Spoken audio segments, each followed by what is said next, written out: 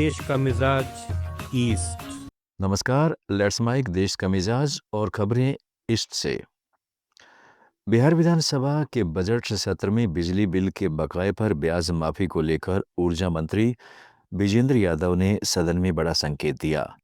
ध्यानाकर्षण के दौरान उन्होंने कहा है कि बिजली जलाएगा तो बिल देना पड़ेगा, लेकिन अगर ब्याज की चिंता है तो सरकार उसे माफ करने पर विचार करेगी।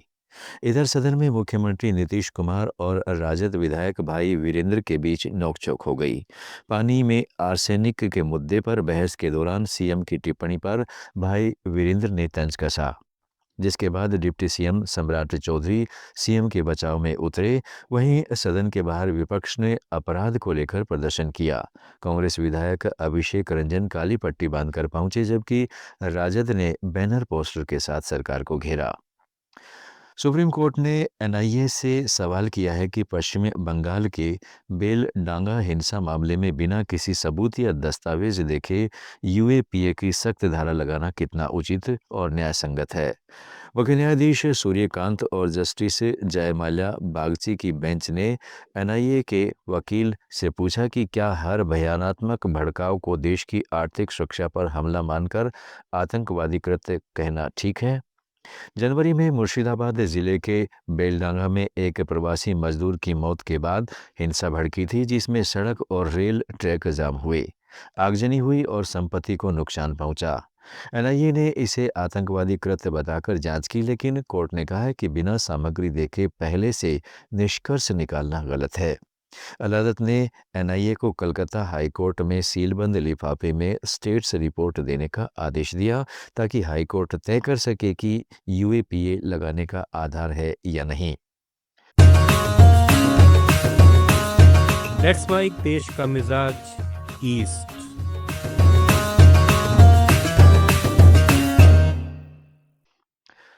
ओडिशा सरकार ने भूमि पट्टों पर क्यूआर कोड लगाने की घोषणा की है, ताकि प्लॉट बिक्री में धोखाधड़ी को रोका जा सके और पारदर्शिता बढ़ाई जा सके।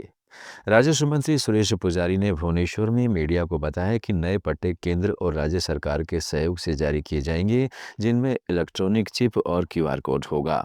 क्यूआर कोड स्कैन करने पर पिछले 50 से 70 साल का पूरा इतिहास दिखेगा, जिसमें निपटान के बाद की घटनाएं, विक्रेताओं और खरीदारों के विवरण शामिल होंगे। इससे एनक्रम्बेंस सर्टिफिकेट की जरूरत नहीं होगी। इससे जारी दस्तावेजों और धोखाधड़ी पर लगाम लगेगी। यदि कोई फर्जीवाड़ा पकड़ा गया तो संबंधित तहसीलदार और राजस्व निरीक्षक को तुरंत अलर्ट मिलेगा। केंद्र सरकार के 4 नए लेबर लॉ के खिलाफ देश भर में ट्रेड यूनियनों ने विरोध प्रदर्शन किया। छत्तीसगढ़ में बंद का असर मिला जुला देखने को मिला। रायपुर, बिलासपुर और अन्य शहरों में चैम्बर ऑफ कॉमर्स का समर्थन नहीं मिलने से बाजार, पेट्रोल पंप, स्कूल और कॉलेज सामान्य रूप से खुले रहे। हालांकि खनन क्षेत्रों में प्रदर्शन का असर साफ दिखा। रायगढ़ जिले में छाल कोल खदान के पास ट्रेड यूनियनों के आंदोलन से 4 कोयला खदानें बंद रही और कोयला परिवहन पूरी तरह ठप हो गया। भिलाई स्टील प्लांट के मुख्य द्वार पर भी मजदूरों ने विरोध प्रदर्शन किया। कोरबा, महेंद्रगढ़ और अन्य इलाकों में एक दिवसीय हड़ताल से काम प्रभावित हुआ। ट्रेड यूनियनों ने 4 लेबर कोड को मजदूर विरोधी बताते हुए इन्हें वापस लेने की मांग दोहराई है।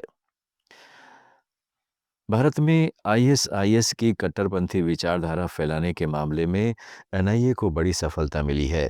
रांची एनआईए की जांच में खुलासा हुआ है कि मध्य प्रदेश के रतलाम निवासी राहुल सेन उर्फ उमर बहादुर सोशल मीडिया के जरिए आईएसआईएस का प्रोपगेंडा फैला रहा था।